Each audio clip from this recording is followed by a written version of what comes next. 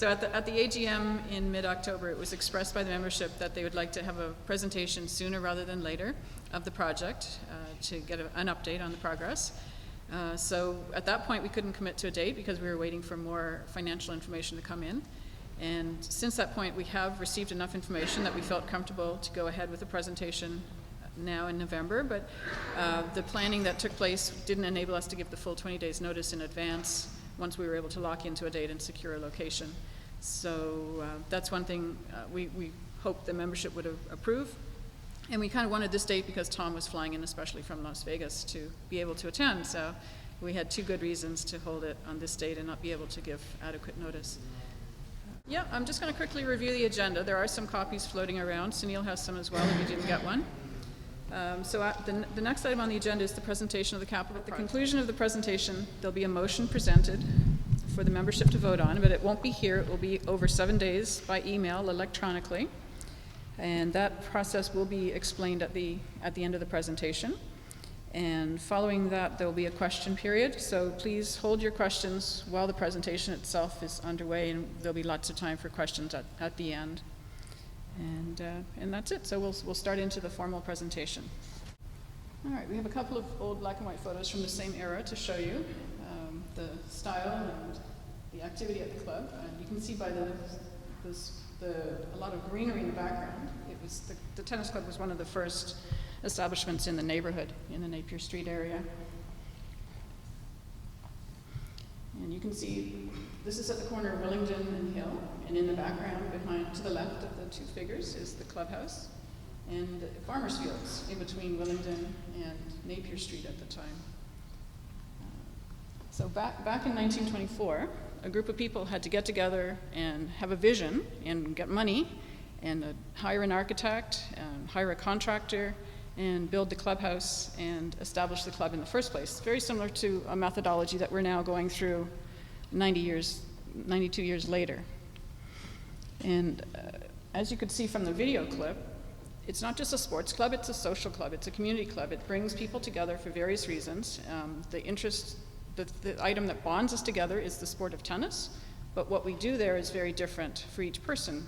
For some, it's an opportunity for families to play together. There are doubles groups on the court with multi-generations of people playing together. There are people on the singles ladder who are playing teenagers who are 60 years old or 80 years old. It's a venue that allows people of various skills and ages to come together and still have fun and socialize. So addressing the needs of the club going forward into the future, because we do have an aging clubhouse, 3 years ago we had a special membership meeting to discuss the future, and at that point there were several options considered. One was to maintain the existing clubhouse, renovate it, keep it in its own same place, or keep it on the property and move it to the Napier Street location, or to even consider another location across town. And the meeting at that time decided on the motion to keep the clubhouse on our site, but move it to the Napier Street grassy area and demolish the old clubhouse and build an 8th court in its place. So that's the motion that we've been working on for the past 3 years to get us to this stage today. Today, we just want to give you a review of what the current clubhouse is like, because I know there's a lot of nostalgia attached to the clubhouse. It looks very nice from a distance, but when you get up close, there's a lot of things going on wrong with it. And admittedly, we haven't been maintaining it for the last couple of years because we have been planning towards demolishing it, so we're not wanting to put extra money into a place that's not going to be around for hopefully too much longer. But just to show you, things have gone wrong in the past. There's a high responsibility, in my opinion, to replace the clubhouse sooner rather than later. There's a safety aspect. It's a deteriorating structure with old wiring and flammable dry wood. It wouldn't take much to go up in flames. And it does not meet current building standards. And it's inaccessible to people with disabilities. I got a couple of stories from George Clark. He emailed me in mid-October with some stories from the late 80s. He said, "I first attended an AGM in the late 80s. It was raining cats and dogs outside, and when I got into the clubhouse, it was still raining. A number of buckets were set to catch the water as it poured through the roof. And that year, he was elected as a member at large. He joined the board, and Doug Bowie was elected president at that same meeting. And he writes, "The next season, a steward fell through the deck. The distance was short, and no injury was reported. But Doug delegated me to find a carpenter to replace the deck. I engaged the man who did the roof, and that's the deck we still have. That carpenter also replaced the upstairs deck, which was unsafe, and its supports." So safety has been a factor for many years, and we've just been hobbling along, patching it as we go. But it's come to a point where we have to either do a major renovation, sink a lot of money into the club to maintain standards, and avoid any potential injury to our members and people who come in for junior camps or lessons, etc. We have a greater responsibility. So some of these pictures, this is the back shed. There's a plank there that covers a hole in the ground that was dug up to find a leaking pipe. So the clubhouse is what you see. There's nothing underneath. There's no hidden foundation, no hidden basement. It's dirt that with the pilings are sitting on top of. There's a picture of the balcony doors. Thank you for your help from the audience. There's a few window panes that are missing throughout the upper clubhouse. Right now we've just got some cardboard and duct tape, another good use for duct tape. And you can see the water damage on the wooden planks from snow and water seeping in through the deck doors.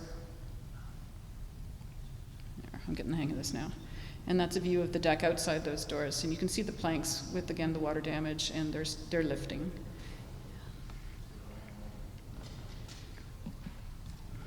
And the best for last is the shower stall in the men's change room. For all the ladies who are missing out on this, our shower is pretty good in the ladies' room, but the men's is rather scary.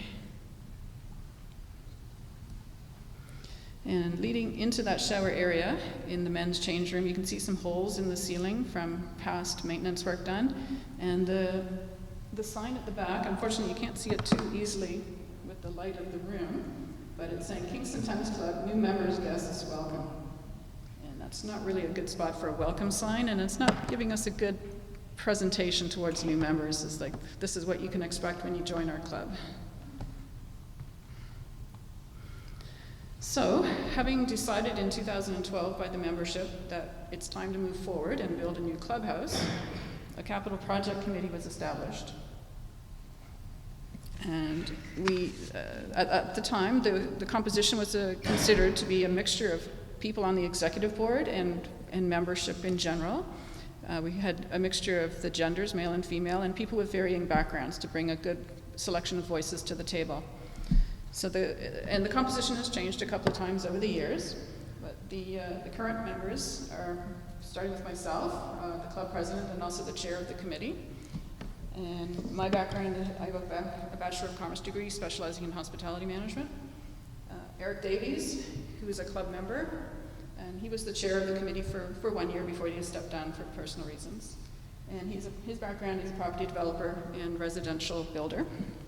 And then we have Sam Ferris, who's been an active member of the club for many years, came through the junior camp program and became an instructor, and he's worked as a steward, and he's now on the board as of this year. So he brings a lot of knowledge of club operations to the committee. Andrew Grace is a member, along with his wife, and he's also a certified registered appraiser. He helped us out a couple of years ago by appraising the property, as well as bringing knowledge of the building and real estate industry to the committee. We have Kathy Jarvis, also on the committee. She's a club member with her family, and she's also a member in the summertime in a club, the Hermitage Club in Magog in Quebec, so she has the opportunity to see how other clubs operate on a regular basis. And Taco Muter is the sixth member of the committee.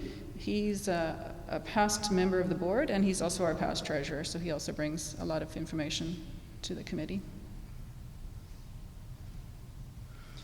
So over the last 3 years, the committee has had several items for consideration. The big one was to renovate the existing clubhouse. Even though the membership had decided not to do it, we had to rethink that and just make sure we had all the considerations covered for that. And we did decide it really wasn't economical and a viable option. We considered the alternate location on the property, what would be involved to make it work there, the space that we would need, the size of the clubhouse, what would be again, most economical and big enough or small enough for our needs and our financial affordability. Should it be 1 or 2 stories? We talked about the interior layout and the rooms that we wanted on each floor, what should be on the ground floor, what could be on the second floor, how much space to allocate to each room. And then we went through the selection of a designer to take us off to the next steps. And we will be in the future considering the aesthetic appearance interior, and we've talked extensively about the external building materials already. And a lot of our conversation has been the cost of construction, because if we can't afford it, we're kind of spinning our wheels, and we may, it depends on what all the costs, like the planning has been quite detailed to ensure that we get as accurate a cost quotation as we can to ensure we can afford this project. And hence all the costs still coming in up to the few days before this meeting. And leading up to those, involving those decisions, we also established a risk and finance committee to guide the capital project committee to make sure we were taking the right amount of risk. There's always risk involved when you borrow money or when you make a big project. You can't avoid risk, but you can minimize the level of risk that you're not going to jeopardize the future of the club. And we also examined sources of financing for the club. Something I wanted to mention with the age of the club, to renovate it, there's also a health aspect. For those of you who haven't worked in it, we do have a mice problem in the Hitchin area. We see the evidence of their visits regularly. And this past week we had an environmental assessment done, which is needed for the demolition of the property, because contractors need to know if there are hazardous materials present, and they have to behave differently if there are, and they have to dispose of contaminated waste at a different location than a normal dump. And it was found we do have many instances of lead paint throughout the clubhouse. 9 sample areas were found with lead paint. Several spots were found with arsenic also there, and we have some occurrence of asbestos. Not as bad as it could have been, but we have some. We have a bit of everything. And with the old clubhouse, there's also the comfort factor. The stewards are pretty resilient. In the spring and the fall, it gets really cold up there. There's no insulation. There's no central heating system. They're just layering up and wearing more clothing as the weather is cold. And their work environment isn't that spacious either. It's very hodgepodge. And as you know, if you're now still playing tennis, there's no water service to the building. We have to cut off our water over the winter because there's no insulation. The pipes will freeze, burst. So every year we incur that cost to disconnect the water, reconnect it in the spring, and we have to lock up the change rooms because of that. So again, it's definitely a seasonal club right now. Even though we keep the nets up as long as we can, the services that we can provide are limited after the weather gets down to cold levels. So just to give a little more information on this current slide. So I mentioned the cost in general, the cost to renovate is more costly per square foot than new construction. If we kept the clubhouse in the current location, we wouldn't get any increased utility out of it. We can't make it any bigger. The footprint is constrained by the 2 courts on either side. All we do is make it newer, but not bigger. And it's dysfunctional right now because upstairs is the office, upstairs is the lounge area, and very few people want to make that trek upstairs. They don't have to for the most part because we have the online booking system. But we do use upstairs for the camps. And the stewards work up there, and they're pretty isolated from the rest of the membership. They have to come out downstairs, circulate, which means they're not working in the office, but they are seeing membership as they circulate around the club.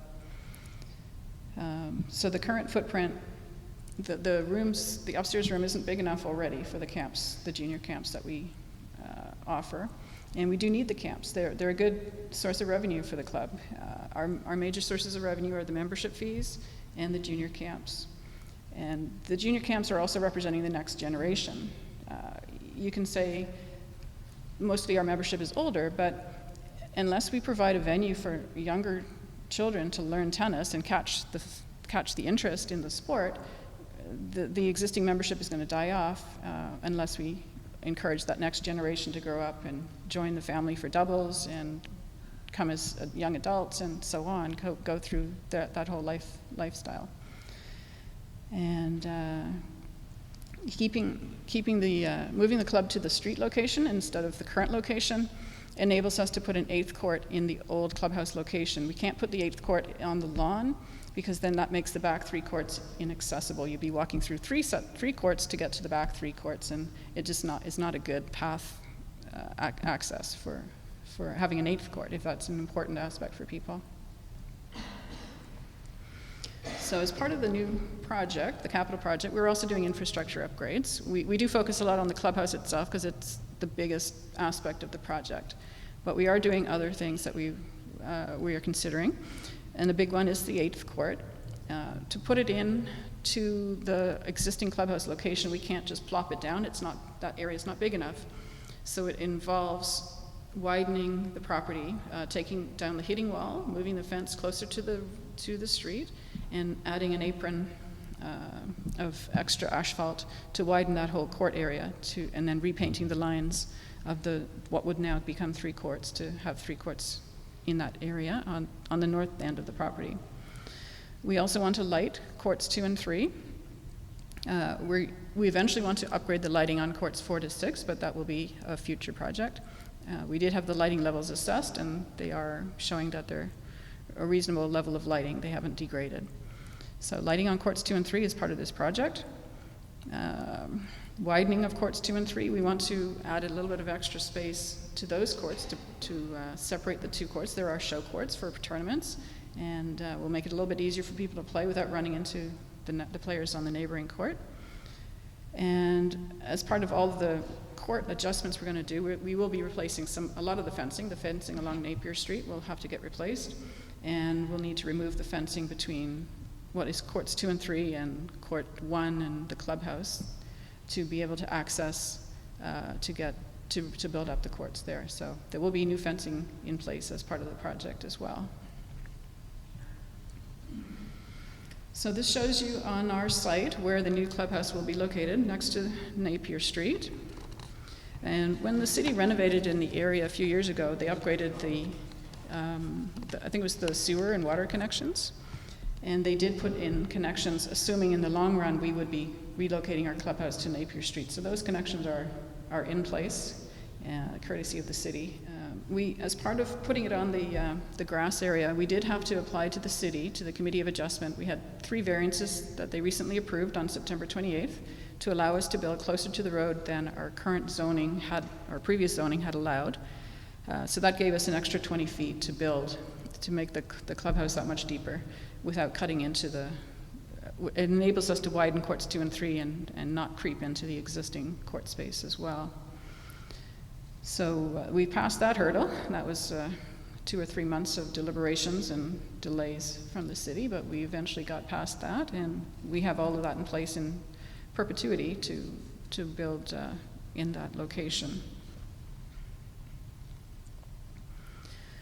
As part of the committee's considerations, as I mentioned, so we have we're estimating a 2,000 square foot ground floor and then a 2,000 square foot second floor above that. We decided what would we really like to have on the ground floor, and we'd like to have the stewards on the ground floor to welcome people as they come in the front door, check that they are members. If they're not, help them out, maybe sign them up for membership, or take registrations for lessons or camps, provide some extra services that we don't now, like hot and cold beverages, more extensive snacks. We have some upstairs now, but they're not widely used. They're not a profit maker. But it does enable us to provide more services to members with the stewards on the ground floor where they're visible as you enter and exit the club. Something else we'd like to have is a lounge on the ground floor, so a meeting area. If you arrive early and your partner hasn't arrived yet, you've got a central place to sit and wait for them. That's inside if it's a little bit cool. You don't have to wait in your car on the shoulder seasons, which we do now, or you aim to arrive right on the half hour because you don't want to be hanging around in the cold. So this would give you a warm place to wait, or a place to socialize after you've had your tennis match, in addition to the decks on the outside. Also on the ground floor, we have men's and women's change rooms. We have 2 toilet cubicles for each room and 2 showers. And part of the current building code with regard to accessibility is that we have to have a shower in each change room that meets accessibility requirements. So we do have an oversized shower in each side to allow for wheelchair accessibility, and we also have to have an accessible washroom on the main floor, which we're having to serve double use. It has a door that can be accessed from outside. So that's our accessible washroom. So the door, one of these doors will be locked at all times, depending on if the building is open, that door will be locked. If the building is closed, that door will be locked, and you can have access from outside. So it gives you four-season access if there's no staff on duty. So these are the change rooms. That's the women's change room. That's the men's change room. We have a utility room in the center, a storage area here. We have a storage area under the back stairs that leads up to the outside upper level deck.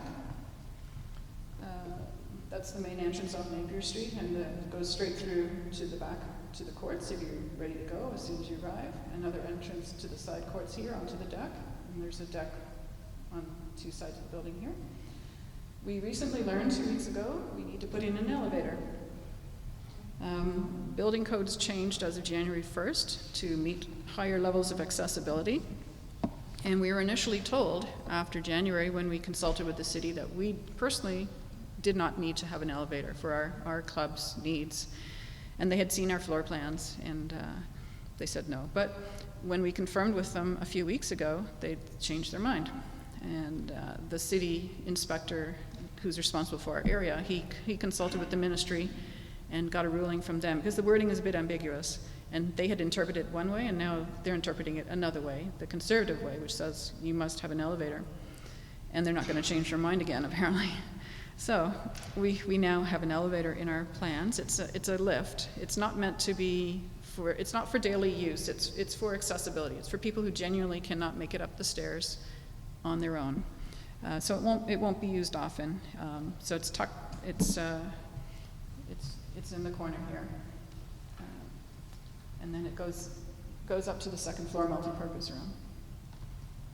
On the ground floor as well, we also have an exterior storage area for lawnmowers and yard work supplies. The storage area under the stairs will be more for bowls and camp supplies.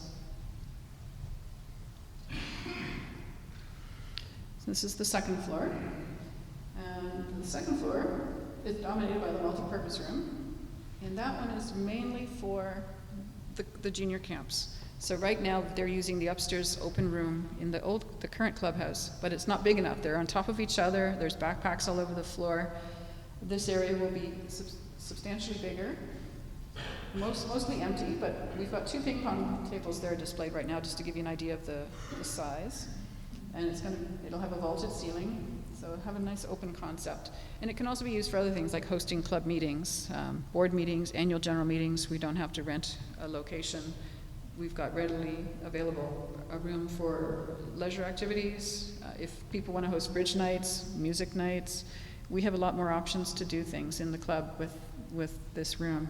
And it'll be insulated. We can get together in the winter if we want to have an Australian Open night. It just opens up a lot of options for the future. Not that we are going to become a year-round club, but it allows us to do that if we choose to in the next 50 years.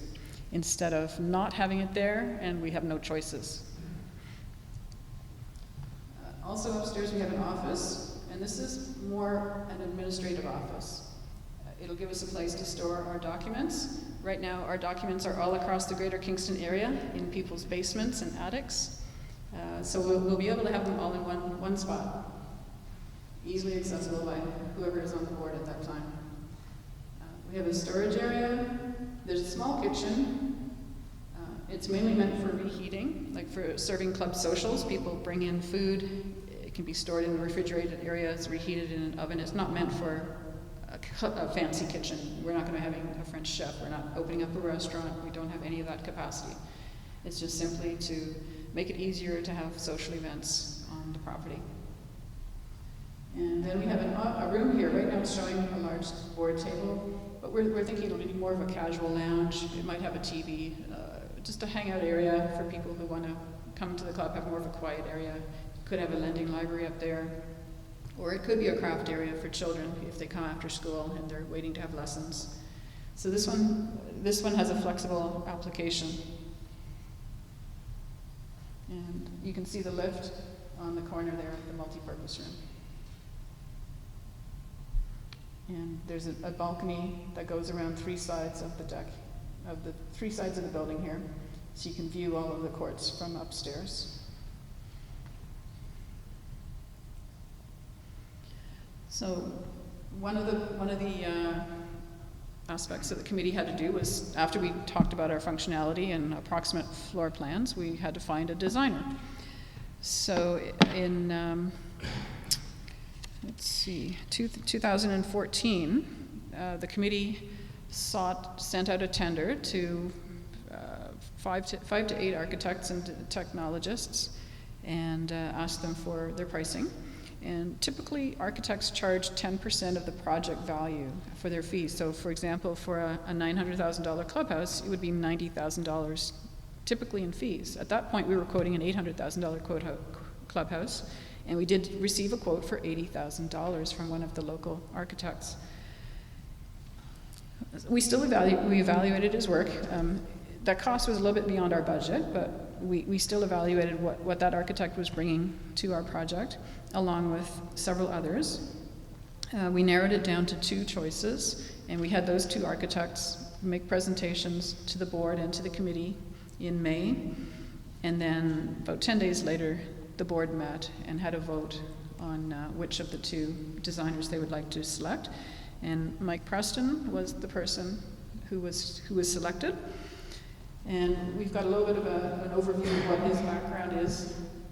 He's been designing for 20 years. He worked for 10 years for Brennan Design in Toronto. And he moved here 7 or 8 years ago, and he has his own firm here in town.